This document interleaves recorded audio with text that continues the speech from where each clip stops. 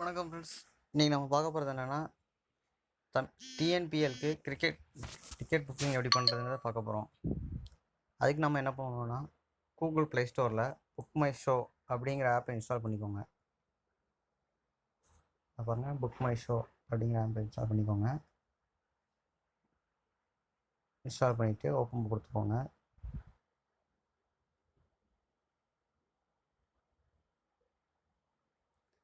அப்புறம் உங்களோட லாங்குவேஜ் கேட்கும்.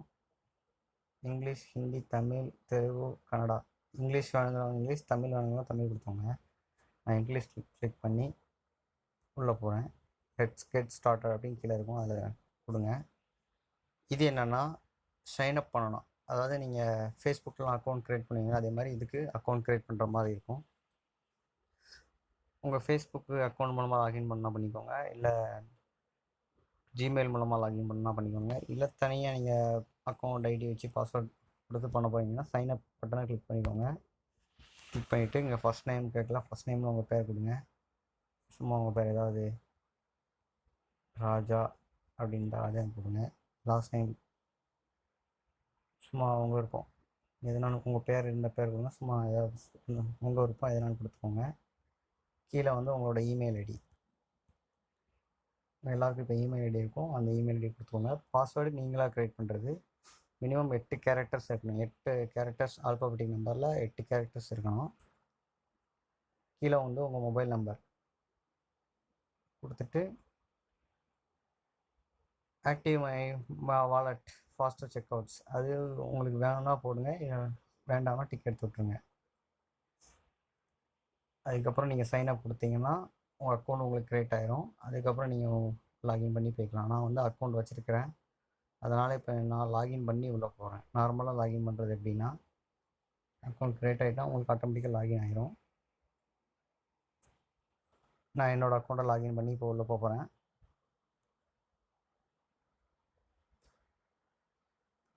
பாருங்கள், லாகின் பண்ணி உள்ளே வந்துட்டேன். மேலே பாருங்கள், ரைட் சைடில் 3 கோடு பக்கத்தில் மூவிஸ் போட்டு திருநெல்வேலின்னு போட்டுருக்கலாங்க. அது உங்களோட மொபைல் மூலம் ஜிபிஎஸ் ஆனில் இருந்தால் ஆட்டோமேட்டிக்காக உங்கள் ஊர் லொக்கேட் ஆகிரும். அப்படி இல்லைன்னா நீங்கள் இந்த ஆரோவை கிளிக் பண்ணிங்கன்னா சேஞ்ச் லொக்கேஷன் அப்படின்னு கொடுங்க.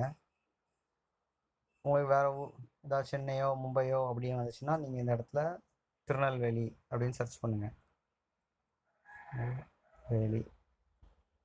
திருநெல்வேலி எதுக்கு சொல்கிறேன்னா, டிஎன்பிஎல் கிரிக்கெட் மேட்ச் இப்போ வந்து புக் பண்ணுறவங்களுக்காக நான் வந்து வீடியோ போட்டுட்ருக்கேன், அதனால் சொல்கிறேன். திருநெல்வேலி கொடுத்துட்டிங்கன்னா வந்துடும். இல்லை நீங்கள் இல்லை உங்களோட லொக்கேஷன் கரெக்டாக வரல அப்படின்னா நீங்கள் டிடெக்ட் மை லொக்கேஷன் அப்படின்னு கொடுத்தாலே இங்கே யுவர் திருநெல்வேலி அப்படின்னு எனக்கு காட்டுது பாருங்க, அது கூட வந்துடுங்க. அப்புறம் நம்ம டிஎன்பிஎல்லுக்கு எப்படி டிக்கெட் புக் பண்ணுறது அப்படின்னா உங்களுக்கு யோசனை வரும். பாருங்கள், உங்களுக்கு அது நீங்கள் டிஎன்பிஎல்னு மேலே இருக்க ஆப்ஷனில் கீழே இருக்க ஐக்கானில் சர்ச் பண்ணலாம், இல்லை ஸ்போர்ட்ஸ் அப்படின்னு கிளிக் பண்ணாலே உங்களுக்கு வந்துடும். திருநெல்வேலியில் என்னென்ன மேட்ச் நடக்குது அப்படிங்க என்றைக்கெலாம் டிக்கெட்ஸ் அவைலபிள் இருக்கோ அந்த டேட் உங்களுக்கு காட்டுது பாருங்கள். மற்ற நம்ம திருநெல்வேலியில் வந்து 23ஆந்தேதி ஸ்டார்ட் ஆகுது, ஆனால் நமக்கு டிக்கெட் அவைலபிளில் இருக்குது 3ஆந்தேதியிலேருந்து தான் காட்டுது. இங்கே பாருங்கள், என்றைக்கு அவைலபிளாக இருக்கோ அன்றைக்கிலேருந்து காட்டுது. நான் உங்களுக்கு சும்மா புக் பண்ணுறது அப்படிங்கிற சும்மா ஒரு வீடியோ போடுறேன், டெமோ வீடியோ பார்த்துக்கோங்க. டேட் டு பிளேஸு கரெக்டாக சூஸ் பண்ணிக்கோங்க. பாருங்கள், Tamil Nadu premier league 2017 Albert Thoothukudi டீமுக்கும் கோவை கிங்ஸ் டீமுக்கும் மேட்ச் நடக்குது. தாளைத்து இந்தியா சிம்ஸ் கவுண்ட் திருநெல்வேலி டைம் போட்டிருப்பாங்க, 50 ரூபீஸ் அமௌண்ட்டு போட்டிருப்பாங்க. நீங்கள் அதில் போய் என்ன பண்ணுறீங்கன்னா புக் அப்படின்னு கிளிக் பண்ணிங்கன்னா உங்களுக்கு எத்தனை டிக்கெட் வேணும் அப்படின்னு கேட்கும். இந்த ப்ளஸ்ஸை கிளிக் பண்ணுறீங்க. பாருங்கள், உங்களுக்கு எத்தனை டிக்கெட் வேணுமோ கிளிக் பண்ணலாம். ஒரு ஆளுக்கு 10 டிக்கெட் மட்டும் தான் கொடுப்பாங்க. டிக்கெட் நீங்கள் நான் இப்போ வந்து ஒரு 5 டிக்கெட் புக் பண்ணுறேன். 5 டிக்கெட் நீங்கள் 5 செட் பண்ணிவிட்டு பே கொடுங்க.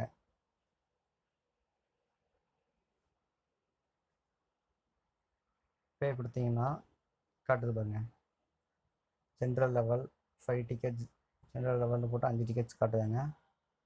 அதுக்கப்புறம் நீங்கள் பாருங்கள், இதில் டேக்ஸ் இன்டர்நெட் ஹேண்ட்லிங் ஃபீஸ் 23 ரூபா போடுவாங்க. அப்புறம் ஜிஎஸ்டி பேஸ் அமௌண்ட் 20, ஜிஎஸ்டி ஒரு 3 ரூபா, அப்படி உங்களுக்கு டேக்ஸ்லாம் போடுவாங்க. மொத்தமாக டோட்டலாக உங்களுக்கு வந்து 23 ரூபா டேக்ஸ் போடுவாங்க. புக் மை எஸ்மெல் இது வந்து டொனேஷன் மாதிரி, கீழே வந்து டொனேஷன் கொடுப்பாங்க. அது உங்களுக்கு விருப்பம் இருந்தால் கொடுங்க. ஒரு டிக்கெட்டுக்கு 1 ரூபா அப்படிங்கிற மாதிரி டொனேஷன் நீங்கள் கொடுக்க வேண்டிய மாதிரி இருக்கும். அதில் நான் ஓவர் கொடுத்து படித்து பார்த்தீங்கன்னா தெரியும்.